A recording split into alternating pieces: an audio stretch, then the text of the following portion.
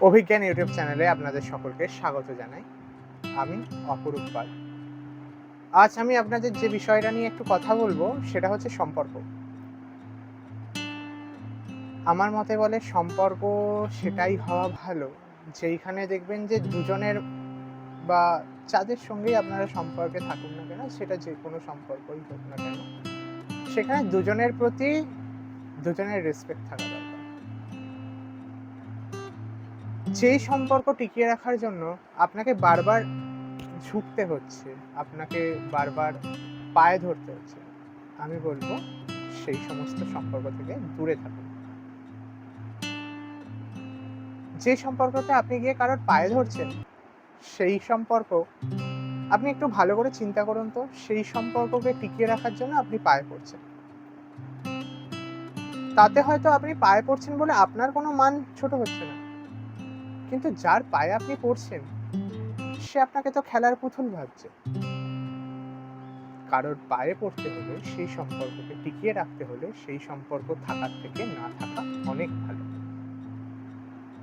সম্পর্ক রাখতে হলে পায়ে পড়ার দরকার নেই, সেটা মনের সঙ্গে মনের কানেকশন এমনি হয়ে যায়। কাউকে হাত জোর করে, কাউকে টিকিয়ে রেখে সেই সম্পর্ক টিকিয়ে রাখার মানে হচ্ছে আপনি তাকে ফোর্স করছেন সম্পর্কে থাকবার জন্য। এতে একটা জিনিস হয়, তার মনে হচ্ছে যে আমি একে তো দরকার নেই, আমি চলে যেতে চাইছি। তো আমার কাছে বারে, বারে আপনি একটা জিনিস মানে বিশ্বাস করুন, এইরকমভাবে সম্পর্ক টিকিয়ে রাখলে চাইলে এটা কিন্তু সম্পর্ক টিকবে না আদৌ। তাতে তার মন চলে গেছে। হয়তো সে একবার আপনার দিকে তাকালো ঘুরে, ২ দিন বাদে সেটা আবার হবে, ৩ দিন বাদে আবার এটা হবে। বারবার এই সম্পর্ক রিপিটেশন হওয়ার থেকে আমার মনে হয় এই সম্পর্ক না রাখা অনেক বেশি ভালো। জীবনে যদি সম্পর্ক অরিজিনালি আমাদের জন্য কেউ বানায়, সেটা হচ্ছে ভগবান বানিয়ে রেখে দিয়েছে। সেটা হচ্ছে মা, বাবা, পরিবার, নিজের ফ্যামিলি। সেই সম্পর্কটাই হচ্ছে অরিজিনাল সম্পর্ক।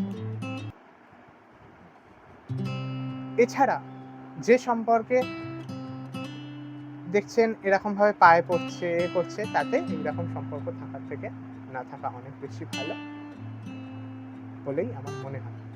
যাই হোক, সবসময় সাবধানে থাকবেন, হাসি খুশি থাকবেন। নমস্কার।